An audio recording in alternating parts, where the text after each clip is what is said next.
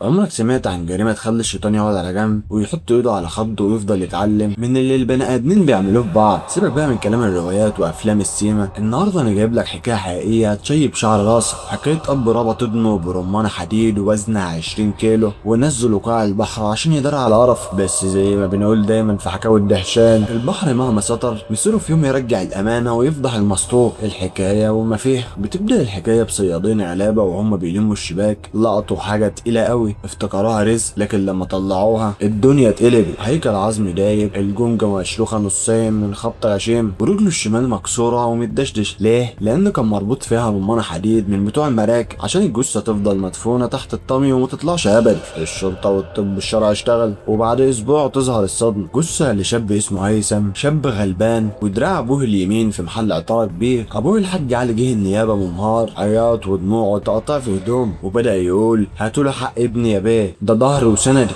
بس سيبك من التمثيل ده وركز معايا في اللي جاي. التحريات وسجل المكالمات كشفت المسطور. هيثم ده قبل ما يختفي بشهرين كان له صاحب اسمه عاطف. عاطف ده حط له منوم في الشاي وعمل له فخ مع بنت، وفجاه يدخل ابو البنت واخواتها فضيحه وتحت التهديد. لبسوا هيثم الجوازه عشان يستر عليها، وفضل شهور يدفع دم قلبه ايجار ومصاريف، والولد يتكتب باسمه. لحد هنا اي حد هيقول ان البنت واهلها هم اللي خلصوا عليه، صح؟ ده اللي الكل افتكر. بس لما جم يدوروا على عاطف الصاحب الخاين لقوه فص ملح وداب واختفى هو كمان في نفس الاسبوع. هنا بقى اللعب على كبير. كشف المكالمات ان في رقم تالت كان بيكلم عاطف وهيثم بكثافه مرعب قبل الاختفاء. تفتكروا الرقم ده بتاع مين؟ الرقم كان باسم الحاج علي، الاب اللي كان بيعيط في النيابه. المواجهه كانت قضيه، الاب مع الضغط انهار وجاب كل اللي عنده. البنت دي كانت على علاقه بالاب نفسه، ولما حملت وهددته بالفضيحه الاب اللئيم قرر يلبس القضيه لابنه الشاه. خنضر ابنه في شقه عاطف وعمل المسرحيه دي كلها عشان يدرع على عملة السود. ولما البنت ضميرها صحي وحكت لهيثم الحقيقه، الواد اتجنن وواجه ابوه على الكورنيش وقال له انا هفضح. الاب ما حسش بنفسه غير وهو بيجيب عصايه حديد وبيخبط ابنه على دماغه. مات في ساعتها وما اكتفاش بكده، ده جاب عاطف بفلوس كتير واشترى ذمه مراكبي، ربط رجل ابنه بالرمانه الحديد ورموه في البحر. وبعد اسبوعين لما عاطف طمع وبدا يبتز الاب ويطلب فلوس، الاب استدرجه على الكورنيش واداله طلقه في دماغه وعلق في رجله نفس الرمانه ونزله في نفس المكان. قتل ابنه وقتل شريكه عشان بس يحمي منظره قدام الناس. بس المحكمه ما بترحمش وحكمت عليه بالاعدام شنقا، والطفل رجع لاسم ابوه الحقيقي عشان نثبت دايما ان الجريمه الكامله دي ملهاش وجود. واللي يفتكر انه هرب من حساب البشر، حساب ربنا بيبعت له خيط صغير يجيبه من رقبته. لو الحكايه دي عجبتكم وصدمتكم ما تنسوش اللايك والشير، واكتبوا لي في الكومنتات تفتكروا في عقاب في الدنيا يشفي الغليل من الاب بالبشاعه دي. واستنونا في حدوته جديده وحكايه جديده من حكاوي الدهشان. سلام.